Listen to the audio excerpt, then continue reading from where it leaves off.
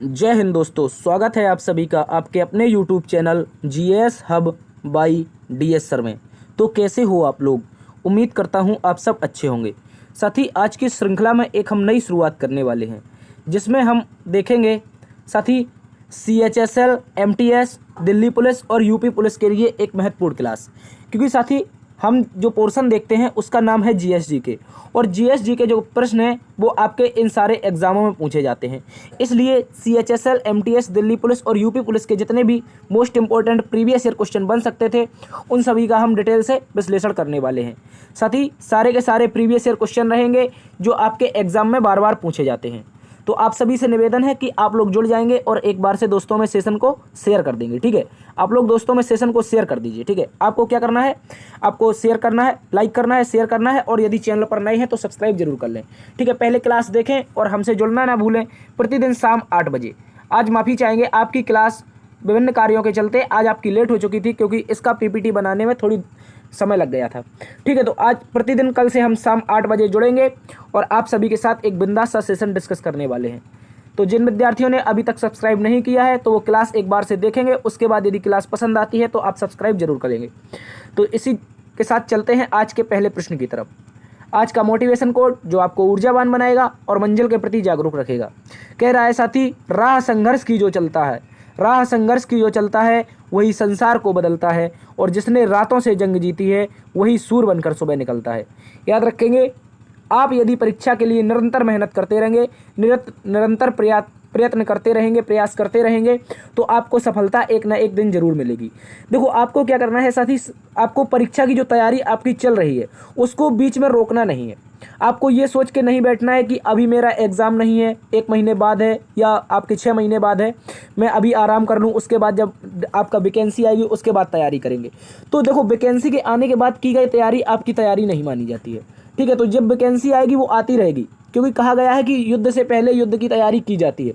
जो भारतीय सेनाएं होती हैं वो युद्धाभ्यास क्यों करती हैं? क्योंकि अकस्मात कभी आपसे किसी का युद्ध हो जाए तो आप उन हथियारों को चलाकर तो देख सकते हैं, इसीलिए युद्धाभ्यास किए जाते हैं। उसी प्रकार यदि आप परीक्षा की तैयारी कर रहे हैं तो आपको परीक्षा से पहले आपको तैयारी जरूर करनी पड़ेगी। ठीक है, तो इसी जोश और जुनून के साथ चलते हैं आज के पहले प्रश्न की तरफ, और अपनी तैयारी आप बरकरार रखेंगे। आज का पहला प्रश्न आपसे कह रहा है, किस संविधान संशोधन के तहत भारत का गोवा को भारत का राज्य का दर्जा दिया गया था? कह रहा है कौन सा संविधान संशोधन था साथी ऐसा जिसके तहत भारत को गोवा के राष्ट्रीय राज्य का दर्जा मिला था? ठीक है, याद रखेंगे, भारतीय संविधान में एक संशोधन होता है जिसका नाम है 56वां संविधान संशोधन अधिनियम 1987। क्या है आपको याद रखना है, 56वां संविधान संशोधन अधिनियम 1987 के तहत इंपॉर्टेंट है, याद रखेंगे, गोवा को भारतीय राज्य का दर्जा मिला था और अनुसूची 1 में इसे शामिल किया गया था। क्योंकि आप सभी को पता होगा, भारतीय संविधान का अनुच्छेद 1 जो संघ और राज्य क्षेत्रों की बात करता है, उसके अलावा अनुसूची 1 जो संघ और राज्य क्षेत्र की बात करता है, तो गोवा को भी अनुसूची 1 में शामिल किया गया था। आप लोग अच्छे से याद रखेंगे। ठीक है, इसके अलावा बात करेंगे संविधान संशोधन के तहत क्या होता है। यह जो आपका 56वां संविधान संशोधन था, इस संविधान संशोधन के तहत भारत का यह 25वां राज्य बना था। क्वेश्चन आपसे सीधा पूछ लेगा कि 56वें संविधान संशोधन 1987 के तहत भारत का 25वां राज्य कौन सा बना था? तो आप लोग याद रखेंगे, 25वां राज्य आपका बना था गोवा, और ये 30 मई 1987 से प्रभावी रूप से भारत के राज्यों में शामिल हुआ था। ठीक है, आप लोग अच्छे से याद रखेंगे, 56वां संविधान संशोधन 1987 अनुसूची 1 में गोवा को भारतीय राज्य का दर्जा मिला था। और गोवा को हमने ऑपरेशन, याद रखेंगे, एक ऑपरेशन चलाया था जिसे ऑपरेशन विजय नाम दिया गया था। ऑपरेशन विजय के तहत गोवा को हमने पुर्तगालों से 1961 में छीन लिया था। कब छीना था? तो याद रखें, जो पुर्तगाली थे वो गोवा पर अधिकार किए हुए थे, और 1961 में गोवा को हमने ऑपरेशन विजय के तहत भारत में मिलाया था। लेकिन जो इसका राज्य का दर्जा मिला था 56वें संविधान संशोधन 1987 के तहत। ठीक है, इसको भी आप लोग अच्छे से याद रखेंगे। अगला प्रश्न आपसे कह रहा है कि एशियाई खेलों की शुरुआत किस वर्ष की गई थी? इंपॉर्टेंट क्वेश्चन है, इसको भी आप लोग अच्छे से याद रख सकते हैं। तो बात करेंगे, जो पहली बार एशियाई खेल हुए थे वो अपने प्यारे देश भारत में हुए थे। और भारत में कब हुए थे? तो 1951 में राष्ट्रीय राजधानी नई दिल्ली में इनका आयोजन किया गया था। जो पहली बार एशियाई खेलों का आयोजन किया गया था वो 1951 में भारत की राष्ट्रीय राजधानी नई दिल्ली में किया गया था। इसको आप लोग अच्छे से याद रखेंगे। इसके बाद पुनः दूसरी बार जब भारत में एशियाई खेलों का आयोजन हुआ, ऐसा भी क्वेश्चन पूछा जाता है, तो याद रखेंगे 1982 में इसका आयोजन किया गया था। 1982 में एशियाई खेलों का दूसरी बार भारत में आयोजन किया गया था। ठीक है, इससे पहले जो आपके पिछले वाले 2018 में हुए थे, इनका आयोजन साथी आपका जकार्ता इंडोनेशिया में हुआ था। इसको भी आप लोग अच्छे से याद रख सकते हैं। तो चलते हैं आज के अगले प्रश्न की तरफ। आज का अगला प्रश्न आपसे कह रहा है सातवाहन वंश की स्थापना। सातवाहन वंश की स्थापना भारत में किसके द्वारा की गई थी? बात करेंगे सातवाहन वंश के बारे में। ये दक्षिण भारत का एक प्रमुख राज्य था, प्रमुख सातवाहन वंश था, या कह सकते हैं प्रमुख वंश था। ठीक है, दक्षिण भारत के वंशों में से प्रमुख वंश था सातवाहन वंश, और इसकी स्थापना की गई थी भारत के पहले सातवाहन वंशीय राजा सिमुक के द्वारा। किसके द्वारा? इनका पूरा नाम था सिमुक सतकर्णी। क्या नाम था, याद रखेंगे आप लोग? सिमुक सतकर्णी इनका पूरा नाम था। ठीक है, सिमुक सतकर्णी के द्वारा पहली बार भारत में सातवाहन वंश की स्थापना की गई। और साथ ही याद रखेंगे ये मात्र सत्तात्मक वंश था। कैसा था? मात्र सत्तात्मक वंश था। इसको भी आप लोग अच्छे से याद रख सकते हैं। तो क्वेश्चन पूछेगा आपसे कि मात्र सत्तात्मक वंश कौन सा था, तो आप याद रखेंगे सातवाहन वंश था। और सातवाहन वंश ऐसा वंश था साथी जिसके द्वारा भारत में शीशे के सिक्के चलाए गए थे, अर्थात कांच के सिक्के चलाने का पहली बार योगदान किसके द्वारा किया गया? कौन से वंश के द्वारा किया गया? तो सातवाहन वंश के द्वारा भारत में पहली बार शीशे या कांच के सिक्के चलाए गए थे। ठीक है, इसको भी आप लोग अच्छे से याद रख सकते हैं। और इसका सबसे प्रतापी राजा भी आपका जो संस्थापक था उसका नाम था सिमुक सतकर्णी। ठीक है, चलते हैं अगले प्रश्न की तरफ। अगला प्रश्न आपसे कह रहा है कि भारत में द्वैध शासन की शुरुआत सबसे पहले किसके द्वारा की गई थी? बात करेंगे भारत में द्वैध शासन की शुरुआत सबसे पहले किसके द्वारा हुई, तो इसका आंसर आ जाएगा आपका बंगाल के पहले गवर्नर रहे रॉबर्ट क्लाइव के द्वारा। सती रॉबर्ट क्लाइव के द्वारा 1757 के प्लासी युद्ध के बाद और 1764 के आपके जो बक्सर का युद्ध हुआ था, इसके बाद बंगाल में, कहाँ पर याद रखेंगे? भारत के राज्य बंगाल में आपकी किसकी द्वैध शासन की शुरुआत की गई थी? बंगाल की बात कर रहे हैं। ठीक है, लेकिन बात पूछेगा आपसे, क्वेश्चन पूछेगा इसमें कि भारत में पहली बार द्वैध शासन कब से लागू किया गया, तो याद रखेंगे 1919 का जो अधिनियम था, 1919 का अधिनियम था, इसे हम मोंटेग्यू चेम्सफोर्ड के नाम से जानते हैं। किस नाम से जानते हैं? मोंटेग्यू चेम्सफोर्ड अधिनियम से जानते हैं। और इस अधिनियम के तहत भारत में पहली बार मोंटेग्यू चेम्सफोर्ड अधिनियम के तहत आपके द्वैध शासन लागू किया गया था। द्वैध शासन का अर्थ क्या होता है साथी? तो आप लोग याद रखेंगे द्वैध शासन का अर्थ होता है सत्ता के दो केंद्र, अर्थात सत्ता को जब दो भागों में बांट दिया जाता है तो उसे द्वैध शासन कहा जाता है। ठीक है, याद रखेंगे। तो इसमें द्वैध शासन की पहली बार शुरुआत बंगाल में हुई थी, जो कि आपकी 1757 के प्लासी युद्ध के बाद और 1764 के बक्सर युद्ध के बाद। किसने की थी? तो रॉबर्ट क्लाइव, जो कि बंगाल का प्रथम गवर्नर था। इसके बाद 1919 में पूरे भारत में द्वैध शासन लागू होता है और इस अधिनियम को हम जानते हैं मोंटेग्यू चेम्सफोर्ड अधिनियम के नाम से। तो आप लोग इसको अच्छे से याद रखेंगे। चलते हैं आज के अगले प्रश्न की तरफ। आज का अगला प्रश्न आपसे कह रहा है कि भारत के नेपोलियन कहे जाने वाले राजा समुद्रगुप्त का दरबारी कवि कौन था? इस तरह से क्वेश्चन आया था। तो बात करेंगे नेपोलियन के दरबारी कवि के बारे में। तो सबसे पहले तो बात करते हैं समुद्रगुप्त के बारे में, जो कि आपका एक गुप्त वंश का सम्राट था। कौन से वंश का साथी? गुप्त वंश का सम्राट था। ऐसा कहा जाता है कि जो समुद्रगुप्त था, इसका जो घोड़ा था वो 3 समुद्रों का पानी पीता था। कहाँ का? 3 समुद्रों का। 3 समुद्रों से क्या तात्पर्य है? आपका ईस्ट में बंगाल की खाड़ी और वेस्ट में आपका हो जाएगा अरब सागर तथा दक्षिण में हो जाएगा हिंद महासागर। तो समुद्रगुप्त जो था, इसका घोड़ा 3 समुद्रों का पानी पीता था। और कहा जाता है जो इसका दरबारी कवि था उसका नाम था साथी हरिसेन। क्या नाम था? इंपॉर्टेंट है, याद रखेंगे, हरिसेन। ये एक प्राचीन इतिहासकार हुए हैं भारत में, विसेंट स्मिथ। कौन हुए? विसेंट स्मिथ, जिन्होंने भारत की हिस्ट्री को लिखा है। तो विसेंट स्मिथ के अनुसार जो भारत का नेपोलियन है, समुद्रगुप्त को कहा गया था। क्वेश्चन सीधा पूछ लेगा कि किस विद्वान ने या फिर किस इतिहासकार ने समुद्रगुप्त को भारत का नेपोलियन कहा था? तो आप लोग याद रखेंगे जो विसेंट स्मिथ नामक इतिहासकार थे, इनके द्वारा भारत का नेपोलियन समुद्रगुप्त को कहा गया था। ठीक है, और जो हरिसेन था, इनका दरबारी कवि, इनके द्वारा एक रचना की गई थी जिसका नाम था प्रयाग प्रशस्ति। एक आपकी प्रशस्ति लिखी गई थी जिसका नाम था प्रयाग प्रशस्ति। इसको आप लोग अच्छे से याद रखेंगे। ठीक है, इंपॉर्टेंट क्वेश्चन है। और इसकी भाषा आपकी संस्कृत थी। कौन सी भाषा थी साथी? इसकी भाषा आपकी संस्कृत थी। ये भी आप लोग अच्छे से याद रख सकते हैं। तो चलते हैं आज के अगले प्रश्न की तरफ। आज का अगला प्रश्न आपसे कह रहा है कि दिल्ली को राष्ट्रीय राजधानी क्षेत्र का दर्जा किस संविधान संशोधन के तहत दिया गया? क्वेश्चन पूछ रहा है कि जो राष्ट्रीय राजधानी क्षेत्र दिल्ली है, इसको राजधानी क्षेत्र का दर्जा कौन से संविधान संशोधन के तहत मिला था? तो याद रखेंगे एक संविधान संशोधन हुआ था जिसका नाम था 69वां संविधान संशोधन अधिनियम 1991। 69वें संविधान संशोधन अधिनियम 1991 के तहत जो आपका केंद्र शासित प्रदेश है दिल्ली, इसको राष्ट्रीय राजधानी क्षेत्र का दर्जा मिला था। किसका साथी? दिल्ली को राष्ट्रीय राजधानी क्षेत्र का दर्जा मिला था। इसको आप लोग अच्छे से याद रख सकते हैं। ठीक है, और इसमें एक क्वेश्चन बनता है उत्तर प्रदेश वालों के लिए कि उत्तर प्रदेश के ऐसे कितने जिले हैं जिनको दिल्ली राष्ट्रीय राजधानी क्षेत्र यानी कि नेशनल कैपिटल रीजन में, NCR में शामिल किया गया है? तो आप लोग याद रख सकते हैं कि उत्तर प्रदेश के कुल 7 जिले, साथ ही उत्तर प्रदेश के कुल 7 जिलों को दिल्ली एनसीआर यानी कि नेशनल कैपिटल रीजन इसमें शामिल किया गया है। और ये 69वां संविधान संशोधन अधिनियम 1991 था, जिसके तहत दिल्ली को राष्ट्रीय राजधानी क्षेत्र का दर्जा मिला था। ठीक है, इंपॉर्टेंट क्वेश्चन है, इसको भी आप लोग अच्छे से याद रख सकते हैं। और दिल्ली में जो लोकसभा की सीटें हैं साथी, ये आपकी 70 है। कितनी है आप लोग याद रख सकते हैं कि दिल्ली में जो लोकसभा की सीटें हैं साथी, ये आपकी 70 सीट है। और यहाँ के सीएम कौन है? तो अरविंद केजरीवाल है। ठीक है, लोकसभा की सीट 70 है और अरविंद केजरीवाल यहाँ के सीएम है। ठीक है, इसको भी आप लोग अच्छे से याद रखेंगे। चलते हैं आज के अगले प्रश्न की तरफ। अगला प्रश्न साथी आपसे कह रहा है कि मुस्लिम लीग की स्थापना किस वर्ष हुई थी? इंपॉर्टेंट क्वेश्चन है, बार बार एग्जाम में ऐसा पूछा जाता है। तो बात करेंगे मुस्लिम लीग के बारे में। साथी मुस्लिम लीग की स्थापना हुई थी ऑल इंडिया मुस्लिम लीग के नाम से। कौन से नाम से? ऑल इंडिया मुस्लिम लीग के नाम से मुस्लिम लीग की स्थापना 30 दिसंबर 1906 को की गई थी। साथी 30 दिसंबर 1906 को ऑल इंडिया मुस्लिम लीग के नाम से इसकी स्थापना हुई थी। कहाँ पर हुई थी? तो याद रखेंगे, जो वर्तमान में बांग्लादेश है इसकी राजधानी है ढाका। ढाका में इसकी स्थापना हुई थी। इंपॉर्टेंट है, याद रखेंगे। इसके अलावा इसकी स्थापना का श्रेय किसे जाता है? तो तत्कालीन ढाका के एक नवाब हुआ करते थे, उनका नाम था सलीमुल्लाह। क्या नाम था? नवाब सलीमुल्लाह। और इनका एक कह सकते हैं एक राजनेता थे आगा खां। इनके एक राजनेता थे नवाब सलीमुल्लाह और आगा खां के नेतृत्व में इसकी स्थापना की गई थी। ठीक है, और एक क्वेश्चन मुस्लिम लीग से बहुत ज़्यादा इंपॉर्टेंट बनता है, जो है आपका 22 दिसंबर 1939। 22 दिसंबर 1939 का दिन था जिस दिन मुस्लिम लीग ने बनाया था मुक्ति दिवस। क्या मनाया था साथी? मुक्ति दिवस। तो क्वेश्चन पूछ लेगा कि मुक्ति दिवस मुस्लिम लीग के द्वारा किस दिन मनाया गया था? तो आप लोगों को याद रखना है 22 दिसंबर 1939 के मुस्लिम लीग के द्वारा आपका मनाया गया था मुक्ति दिवस। ठीक है, इसको अच्छे से याद रखेंगे। और 1906 में इसकी स्थापना हुई थी। चलते हैं अगले प्रश्न की तरफ। अगला प्रश्न आपसे कह रहा है कि भारत का सुप्रसिद्ध अंबुबाची मेला त्योहार किस राज्य में मनाया जाता है? तो बात करेंगे भारत के सुप्रसिद्ध अंबुबाची मेला त्योहार के बारे में। साथ ही ये मेला त्योहार आपका होता है कहाँ पर? तो असम में होता है। कहाँ पर? असम राज्य में स्थित है।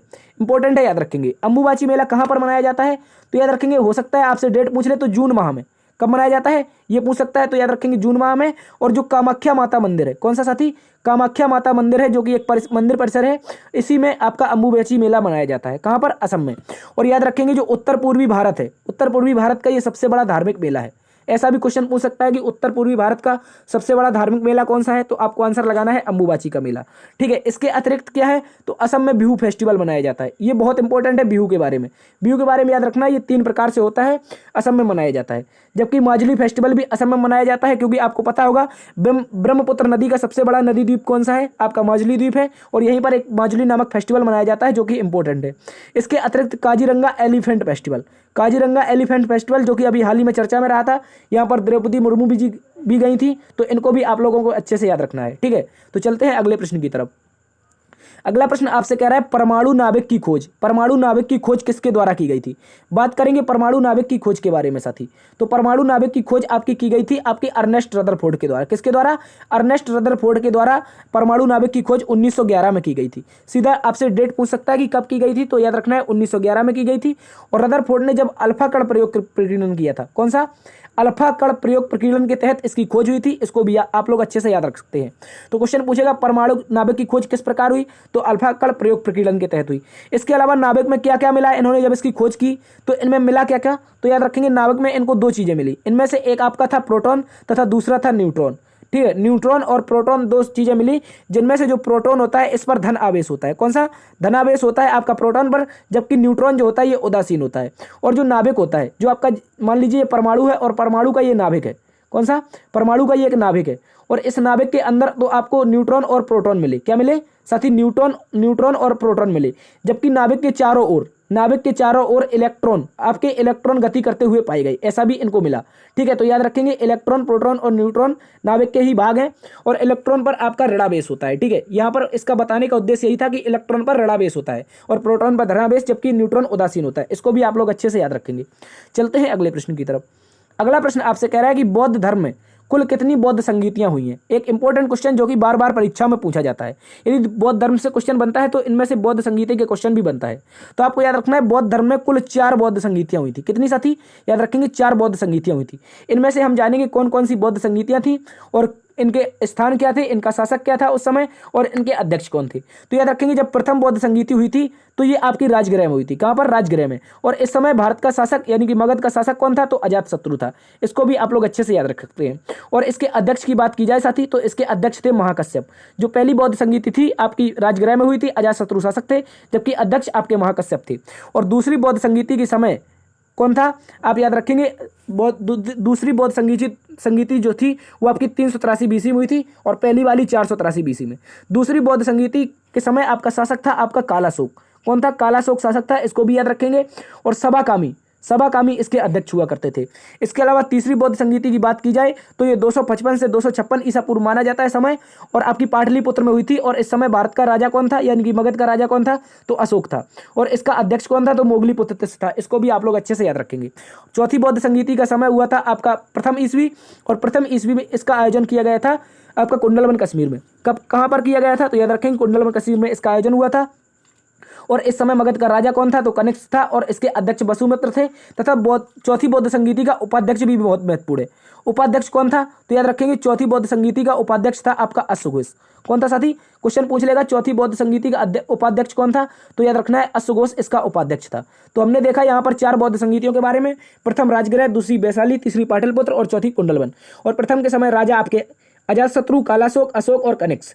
तथा इसके अध्यक्ष कौन थे? तो इनका क्रम है महाकश्यप, सभाकामी, मोगलीपुत्र और आपके वसुमित्र। ठीक है, इन सभी को आप लोगों को अच्छे से याद रखना है, और चाहो तो आप इसका स्क्रीनशॉट ले सकते हो। चलते हैं आज के अगले प्रश्न की तरफ। आज का अगला प्रश्न आपसे कह रहा है कि सिंधु सभ्यता में अर्थव्यवस्था का मुख्य स्रोत क्या था। सती जो सिंधु सभ्यता के लोग थे वो अर्थव्यवस्था के लिए मुख्य रूप से किस पर निर्भर करते थे? ठीक है, तो याद रखेंगे जो सिंधु सभ्यता के निवासी थे तो ये मुख्य रूप से अर्थव्यवस्था के लिए क्या करते थे? कृषि कार्य किया करते थे। क्या करते थे साथी? ये लोग कृषि कार्य किया करते थे, यानी कि खेती किसानी किया करते थे, जैसा कि वर्तमान में हम लोग करते हैं। ठीक है, तो याद रखेंगे सिंधु सभ्यता के लोग मुख्य रूप से क्या करते थे? अर्थव्यवस्था के लिए कृषि पर डिपेंड थे। हालांकि ये व्यापार भी करते थे। ठीक है, व्यापार भी करते थे, ये भी आप लोग अच्छे से याद रखेंगे। सिंधु नदी के सहारे ये व्यापार भी करते थे। और सिंधु सभ्यता की खोज की बात की जाए, इसकी खोज हुई थी 1921 में, जो कि दयाराम साहनी और राखलदास बनर्जी के द्वारा की गई थी। साथ ही सिंधु सभ्यता की खोज 1921 में दयाराम साहनी और राखलदास बनर्जी के द्वारा की गई थी। और सबसे पहले इसमें हड़प्पा स्थल खोजा गया था। कौन सा? हड़प्पा स्थल खोजा गया था। इस कारण हड़प्पा स्थल खोजे जाने के कारण इसे हम कहीं हड़प्पा सभ्यता के नाम से भी जानते हैं।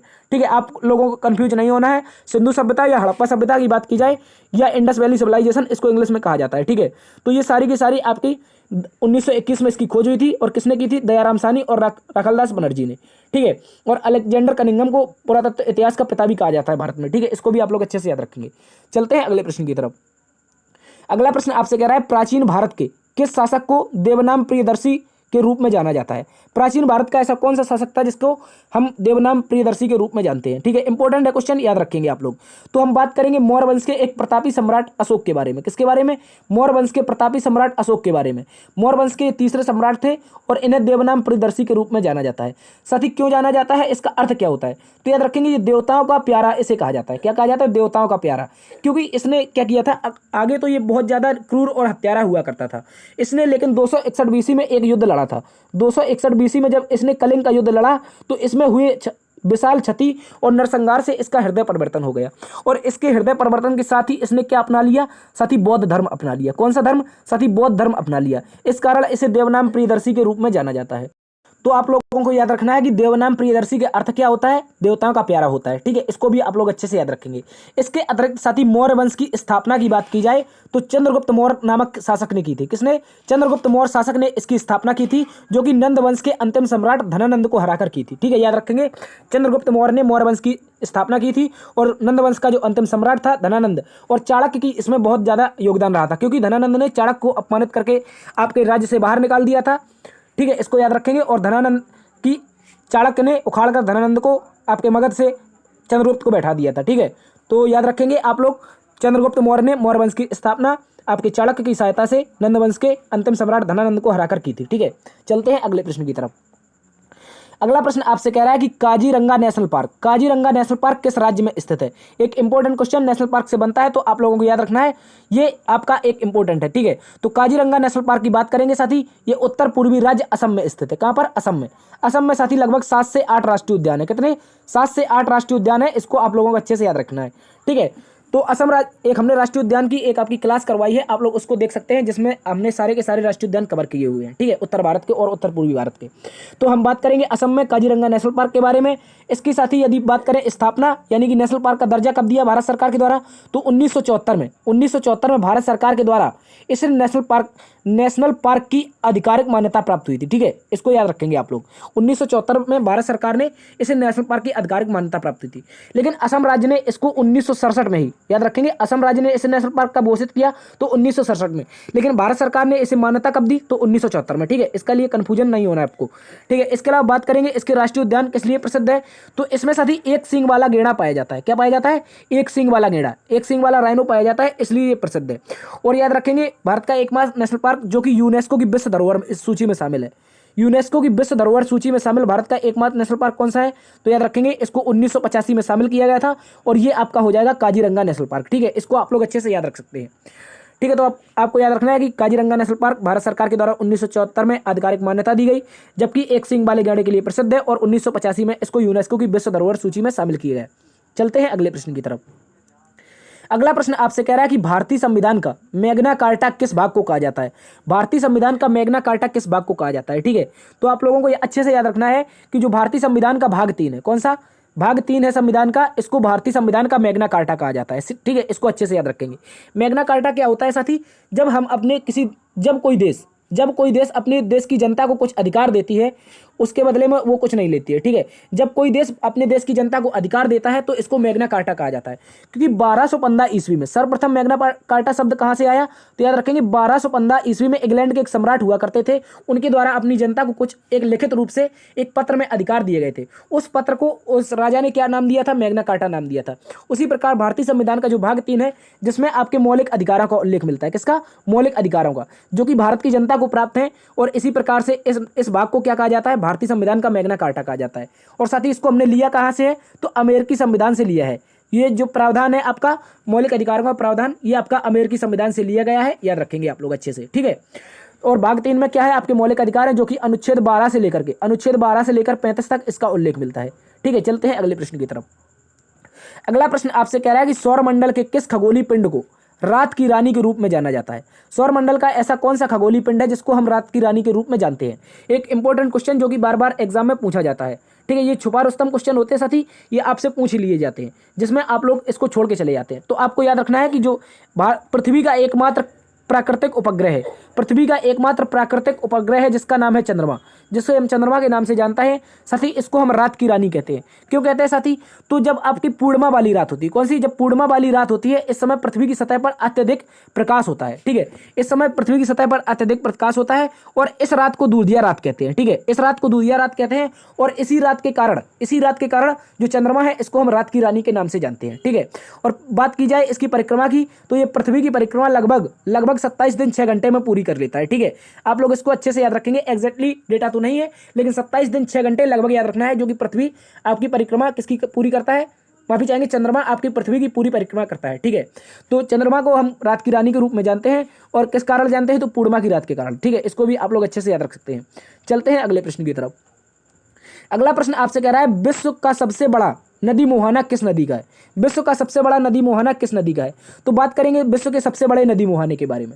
देखो यहाँ पर बच्चों को बहुत ज़्यादा कन्फ्यूजन होती है, क्योंकि सभी को पता है कि जो विश्व का सबसे बड़ा डेल्टा है, जो आपका सबसे बड़ा डेल्टा है, ये आपका सुंदरबन का डेल्टा है। कौन सा, सुंदरबन का डेल्टा। तो हमको लगता है कहीं ना कहीं या तो गंगा का मुहाना बड़ा होगा, या तो ब्रह्मपुत्र का, लेकिन ऐसा नहीं है साथी, ना तो गंगा ना ही आपकी ब्रह्मपुत्र, इनमें से कोई भी मुहाना आपका बड़ा नहीं है, ठीक है। क्योंकि गंगा और ब्रह्मपुत्र ये ज्वाइंट आपका मुहाना बनाती है, ठीक है।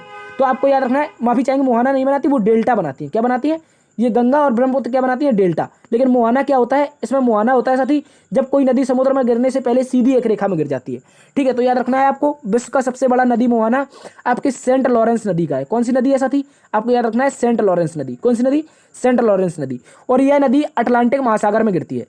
कौन सी महासागर में, अटलांटिक महासागर में गिरती है। और आपकी 5 जो ग्रेट झीलें अमेरिका और कनाडा की सीमा पर पाई जाती हैं, जो आपकी 5 ग्रेट झीलें आपकी अमेरिका और कनाडा की सीमा पर पाई जाती हैं, इनमें से ये गिरती है, इन्हीं 5 झीलों को जोड़ती हुई, ठीक है।